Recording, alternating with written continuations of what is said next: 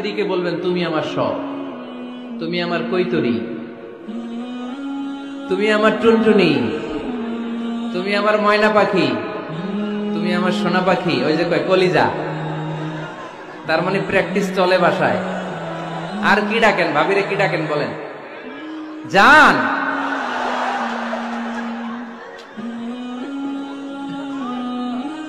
জান ডাকেন। আর ভাবি কি ডাকে আপনাদেরকে? বাবু। কি ডাকে?